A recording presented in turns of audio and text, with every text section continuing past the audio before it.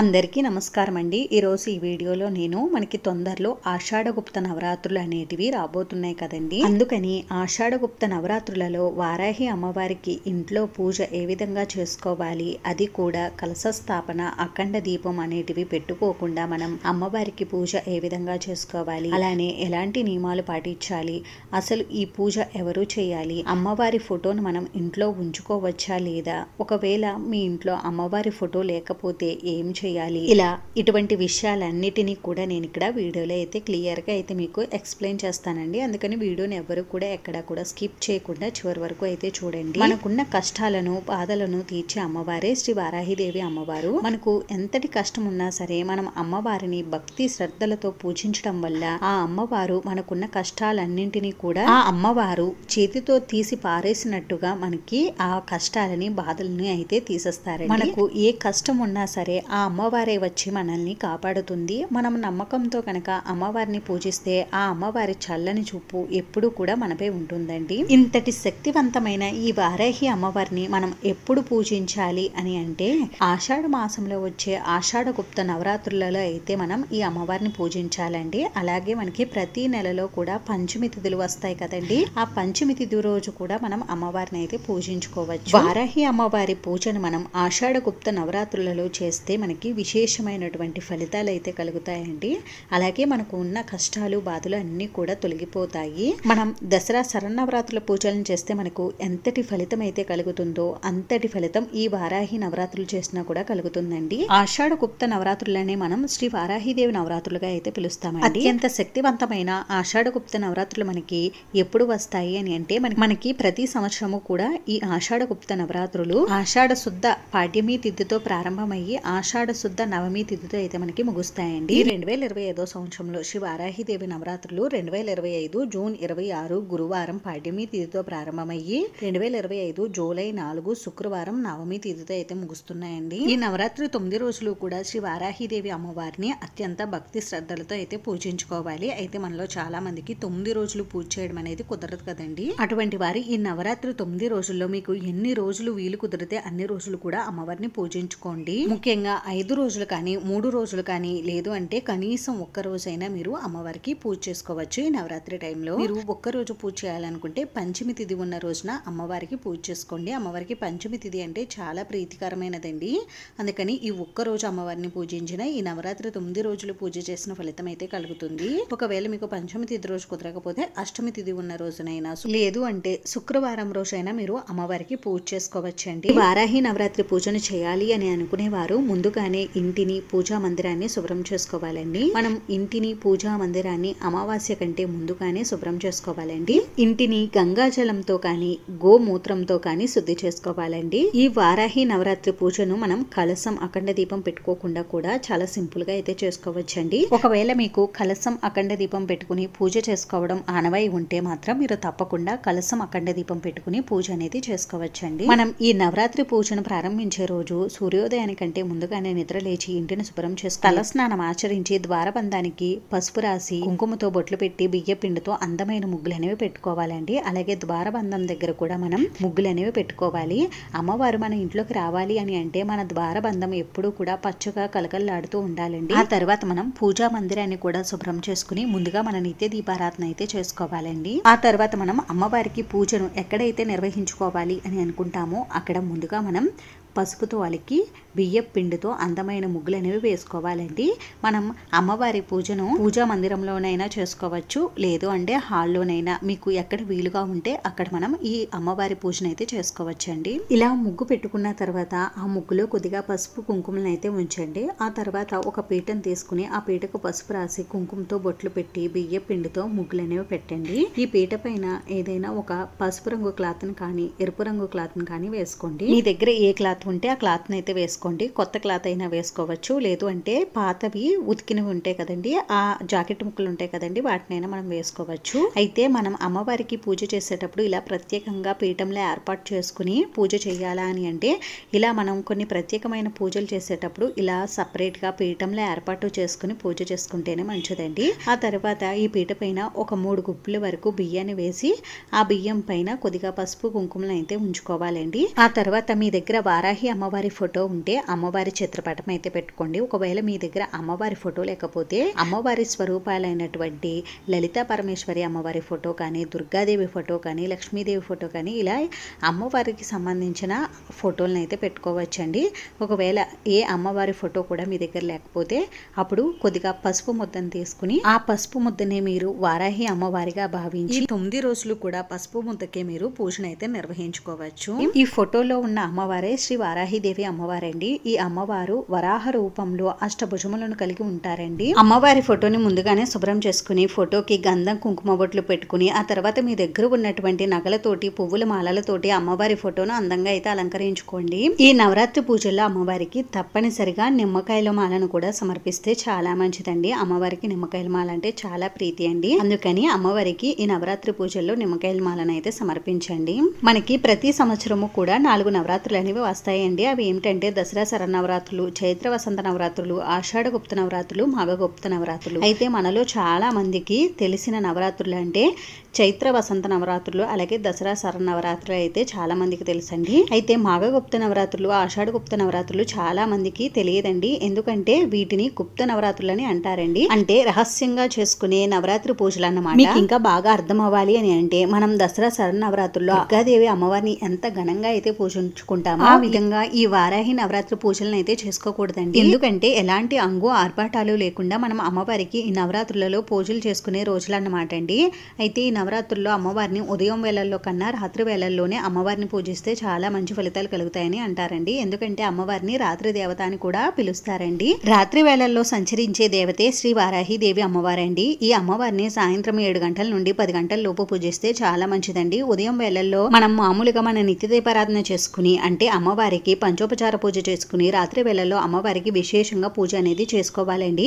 అమ్మవారికి ప్రతిరోజు షోడశోపచార పూజ చేసుకుంటే చాలా మంచిదండి. రోజు షోడశోపచార పూజ చేసుకోవడం కుదరలేని వారు అమ్మవారికి పంచోపచార పూజనైనా చేసుకోవచ్చండి. ఇక్కడ నేను అమ్మవారి ఫోటోని ఎరుపు రంగు పువ్వులతో అందంగా అయితే అలంకరించుకున్నానండి. అలాగే పూజకు కావాల్సిన పూజా సామాగ్రి అంతా కూడా నేను ఈ విధంగా సర్ది పెట్టుకున్నాను. అలాగే ఈ నవరాత్రుల్లో అమ్మవారిని ఎరుపు రంగు పువ్వులతో పూజిస్తే చాలా మంచిదండి. అమ్మవారికి ఎరుపు రంగు పువ్వులు అంటే చాలా ప్రీతి. అలాగే మనం ఏ పూజ చేసినా కూడా ముందుగా గణపతికి పూజ చేసుకుంటాం కాబట్టి ముందుగా మనం గణపతి విగ్రహాన్ని కూడా ఇక్కడ పూజలో అయితే పెట్టుకోవాలండి. మీ దగ్గర గణపతి విగ్రహం ఉంటే పూజలో పెట్టుకోండి. లేదు అంటే పసుపుతో గణపతిని తయారు చేసుకుని మీరు పూజలో అయితే పెట్టుకోవచ్చండి.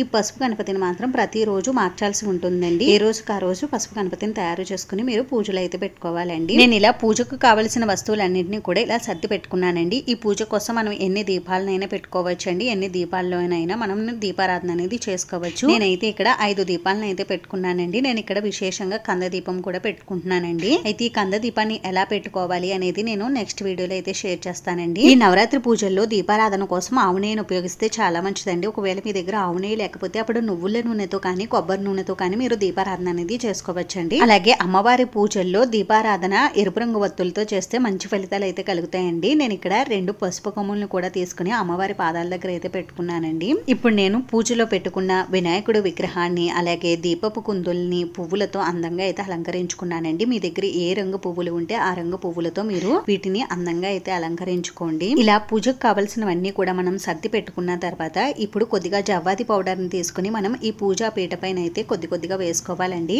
అలాగే దీపారాధన ఆయిల్లో కూడా కొద్దిగా వేసుకోవాలి. ఎందుకంటే అమ్మవారికి సువాసనాభరితమైన పూజ అంటే చాలా ప్రీతికరం అండి. అందుకని ఇలా జవ్వాది పౌడర్ ని అయితే మీరు వేసుకోండి. ఒకవేళ మీ దగ్గర జవ్వాది పౌడర్ లేకపోతే అప్పుడు పచ్చ కర్పూరంని మెదుపుకుని వేసుకోండి. ఇప్పుడు మనం ముందుగా దీపారాధన అయితే చేసుకోవాలండి. ముందుగా మనం ఇక్కడ ఇత్తడి కుందుల్లో పెట్టుకున్న దీపాలను అయితే వెలిగించుకోవాలండి. దీపారాధన చేసుకున్న తర్వాత ఈ దీపలక్ష్మి దగ్గర కొద్దిగా పసుపు కుంకుమ గంధం అక్షింతలు పువ్వులు సమర్పించి ఆ దీపానికి నమస్కారం అయితే చేసుకోవాలండి. మనం అమ్మవారి పూజలో ప్రతిరోజు కూడా కామాక్షి దీపాన్ని పెట్టుకోవచ్చండి. అలాగే పంచగవ్య దీపాన్ని పెట్టుకోవచ్చు. మీ దగ్గర ఏ దీపాలు ఉంటే వాటిని అయితే పెట్టుకోవచ్చండి. ఈ దీపాలే పెట్టుకుని పూజ చేయాలి అనేది ఏమీ లేదండి. దీపారాధన చేసుకున్న తర్వాత ముందుగా మనం ఆచమనం అయితే చేసుకోవాలండి. మనం ఈ పూజను కలసం అఖండ దీపం పెట్టుకోకుండా చేసుకుంటున్నామండి. అందుకని 2 అక్షింతలను పువ్వులను తీసుకుని ఇక్కడ మనం పంచపాత్ర ఉంది కదండి, ఆ పంచపాత్రలో ఉన్న నీటిలో వేసి ఆ పంచపాత్రలో ఉన్న నీటిని పుష్పముతో ఈ విధంగా కలుపుతూ గంగే చేమనే చేవ గోదావరి సరస్వతి నర్మదా సింధు కావేరి జలేష్మిని సన్నిధం కురుమని అన్ని నదుల పేర్లను తలుచుకుని అప్పుడు ఆ నీటిని పూజా పీట పైన, పూజా సామాగ్రి పైన, అలాగే మన పైన చిలకరించుకోవాలి. ఇప్పుడు మనం ముందుగా గణపతికి పూజ అనేది చేసుకోవాలండి. 2 అక్షంతలను పువ్వులను తీసుకుని స్వామివారి పాదాల దగ్గర ఉంచి స్వామివారికి ఆహ్వానం పలకాలండి. స్వామివారికి షోడశోపచార పూజ కానీ పంచోపచార పూజ కానీ చేసుకోవాలి. స్వామివారికి పసుపు, కుంకుమ, గంధం, అక్షింతలు, పువ్వులు, ధూపం, దీపం, నైవేద్యం, కర్పూర నీరాజనం వీటన్నిటిని కూడా సమర్పించాలండి.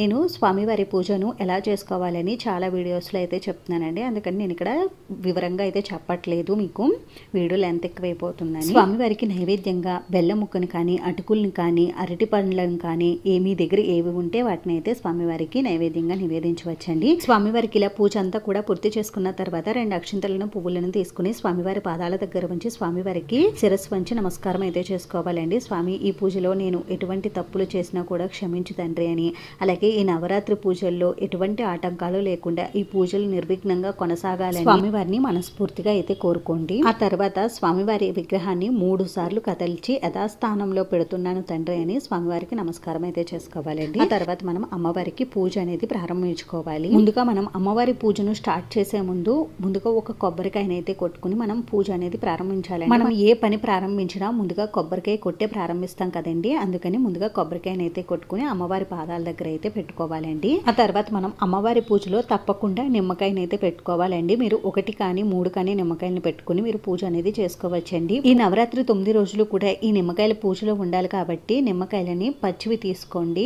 ఒకవేళ మీరు ఈ పూజలో లక్ష్మీదేవి అమ్మవారి చిత్రపటం పెట్టుకుని పూజ చేసుకుంటుంటే అప్పుడు మీరు నిమ్మకాయని కానీ, నిమ్మకాయల మాలను కానీ పెట్టుకోకూడదండి పూజలో. అమ్మవారి పూజలో మనం కందదీపం పెట్టుకున్నాం కదండి. ముందుగా మనం కందదీపారాధన అనేది చేసుకోవాలండి. ఈ దీపాన్ని మనం వెలిగించుకున్న తర్వాత ఈ దీపం దగ్గర కొద్దిగా పసుపు, కుంకుమ, గంధం, అక్షింతలు, పువ్వులు అయితే సమర్పించి ఈ దీపానికి నమస్కారం అయితే చేసుకోవాలండి. అమ్మవారి పూజలో ప్రతిరోజు కందదీపం పెట్టాలా అని అంటే ప్రతిరోజు పెట్టవలసిన అవసరం లేదండి. పంచమి తిథి ఉన్న రోజు కానీ, అష్టమి తిథి ఉన్న రోజు కానీ, లేదు అంటే మంగళ శుక్రవారాలు ఉన్నప్పుడు కానీ మీరు ఈ కందదీపం అనేది పెట్టుకోవచ్చండి. ప్రతిరోజు ఈ కందదీపం ప్లేస్లో మీరు వారాహిదేవికి ఎంతో ప్రీతికరమైన ఒక దీపం అయితే పెట్టుకోండి. ఆ దీపం ఏమిటంటే ఏదైనా ఒక ప్రమిదను తీసుకుని ఆ ప్రమిదలో కొద్దిగా ఆవు నెయ్యిని పోసి 5 ఒత్తులతో మీరు దీపారాధన అనేది చేసుకోవాలండి. ఈ దీపారాధన అమ్మవారికి చాలా ప్రీతికరం అండి. దీపారాధన చేసుకున్న తర్వాత ఇప్పుడు 2 అక్షింతలను, పువ్వులను చేతుల్లోకి తీసుకుని వీటిని అమ్మవారి పాదాల దగ్గర ఉంచి అమ్మవారికి ఆహ్వానం అయితే పలకాలండి. అమ్మవారికి షోడశోపచార పూజ కానీ, పంచోపచార పూజ కానీ చేసుకోవాలండి. ఈ నవరాత్రి పూజల్లో అమ్మవారికి షోడశోపచార పూజ చేసుకుంటే చాలా మంచిదండి. ఒకవేళ మీకు షోడశోపచార పూజ చేసుకోవడం కుదరకపోతే అప్పుడు అమ్మవారికి పంచోపచార పూజనే చేసుకోవచ్చండి. అమ్మవారికి కొద్దిగా పసుపు, కుంకుమ, గంధం, అక్షింతలు, పువ్వులు అయితే సమర్పించాలండి.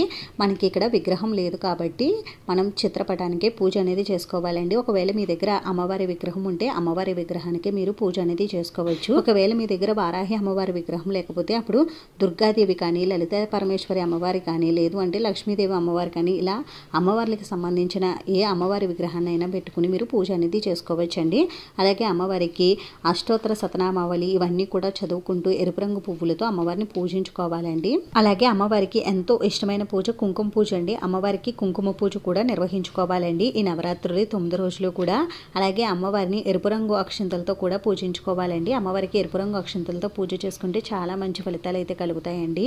అమ్మవారి శ్లోకాలు, స్తోత్రాలు ఇవన్నీ కూడా చదువుకుంటూ మీరు అమ్మవారికి పూజ అయితే చేసుకోవాలండి. ఒకవేళ మీకు అమ్మవారి శ్లోకాలు, స్తోత్రాలు ఇవన్నీ కూడా చదవడం రాదండి అని అనుకునేవారు ఓం శ్రీ వారాహి దేవియే నమః అని అనుకుంటూ మీరు అమ్మవారికి పూజ అయితే చేసుకోవచ్చండి. అమ్మవారి పూజను ఏ సమయంలో చేయాలి అని అంటే అమ్మవారి పూజను రాత్రి సమయంలో మాత్రమే చేసుకోవాలండి.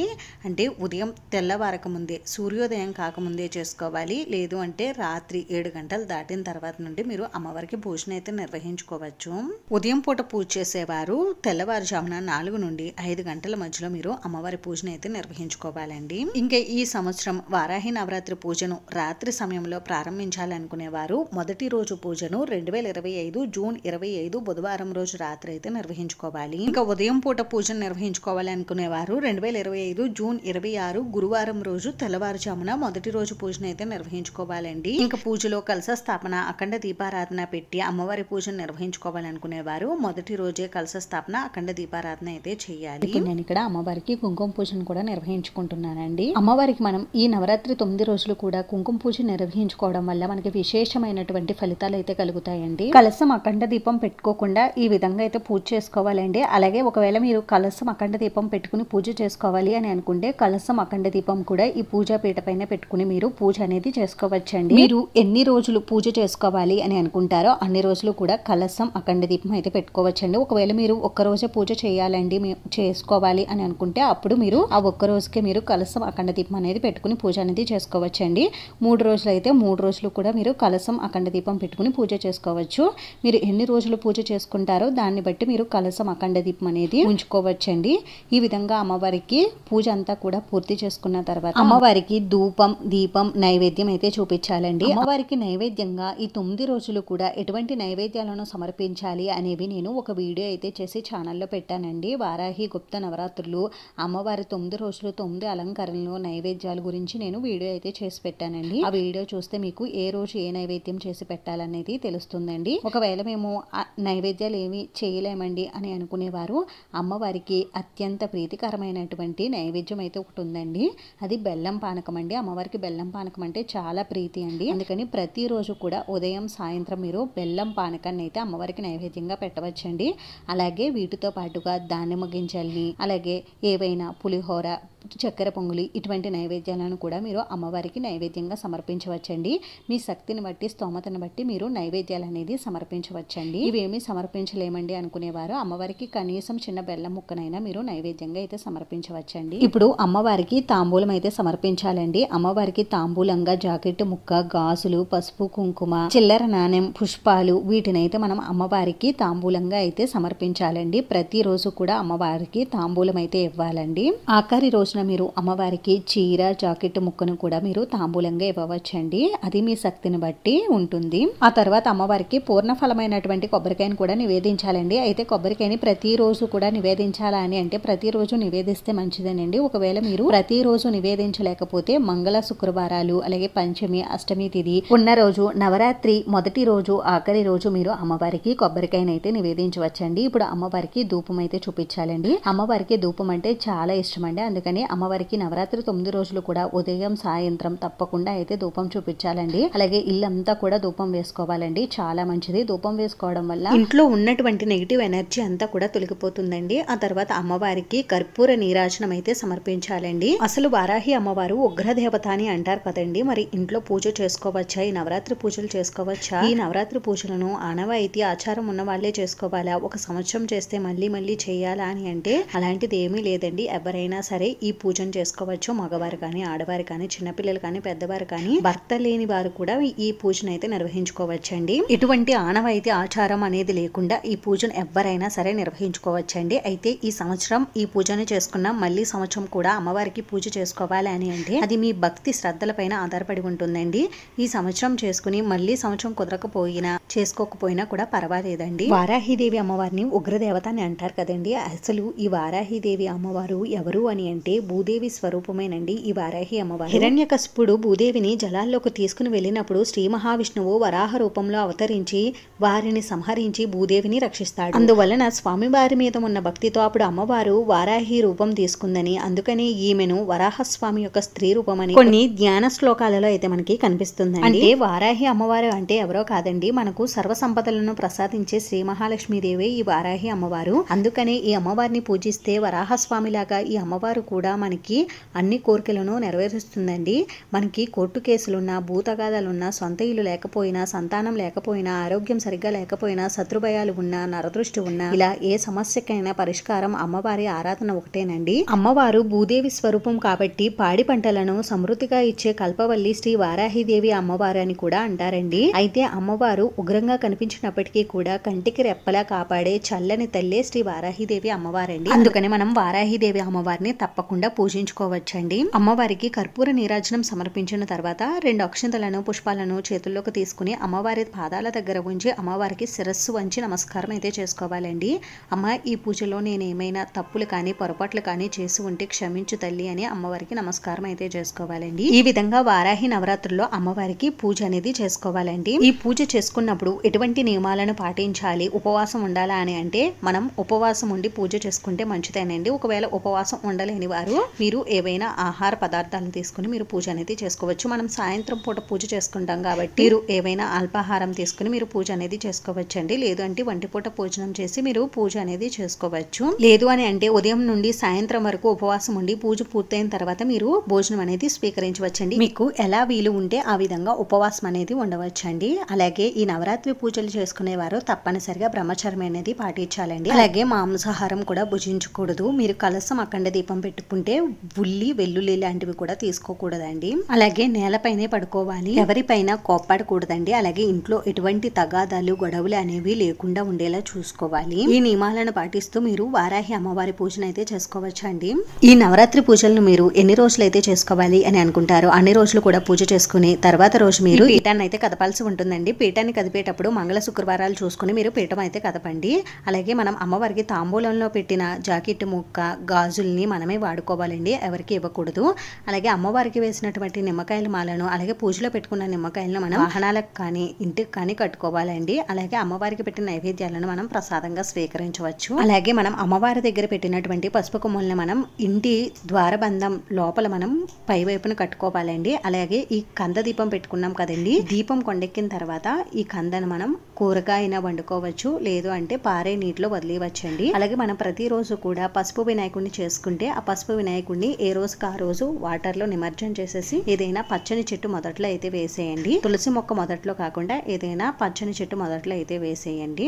ఇంకా మనం పీఠం పైన వేసుకున్న బియ్యాన్ని ఏదైనా తీపి పదార్థంగా చేసుకుని తినవచ్చండి. ఇంకా పూజలో పెట్టుకున్న అమ్మవారి ఫోటోని మనం పూజా మందిరంలో పెట్టుకుని నిత్యం దీపారాధన అనేది చేసుకోవచ్చండి. అలాగే విగ్రహం ఉంటే విగ్రహాన్ని కూడా మనం పూజా మందిరంలో పెట్టుకుని పూజ అనేది చేసుకోవచ్చు. ఇంకా పీఠం పైన వేసిన క్లాస్ ని అలాగే పూజా సామాగ్రిని మనం క్లీన్ చేసేసుకుని మళ్ళీ నెక్స్ట్ పూజలకి వాడుకోవచ్చు. ఈ సంవత్సరం మనకి శ్రీ వారాహిదేవి నవరాత్రులు 3వ సమయంలో వచ్చాయండి. అయితే కొత్తగా ఎవరైనా అమ్మవారి నవరాత్రి పూజను ప్రారంభించాలనుకుంటే ఈ 3వ సమయంలో చేయవచ్చా లేదా అని చాలా మందికి డౌట్ అయితే ఉందండి. అయితే 3వ సమయంలో కొత్తగా వ్రతాలు కానీ నోములు కానీ ఏవి కూడా నిర్వహించుకోకూడదండి. అందుకని కొత్తగా ప్రారంభించాలి నవరాత్రి పూజను అనుకునేవారు ఈ సంవత్సరం అయితే చేయకూడదు. అటువంటి వారు ఈ నవరాత్రి 9 రోజులు కూడా మీకు అమ్మవారిని పూజించాలని కోరిక ఉంటే మాత్రం మీరు అమ్మవారి శ్లోకాలు స్తోత్రాలు అన్నీ కూడా ఈ 9 రోజులు చదువుకోవచ్చండి.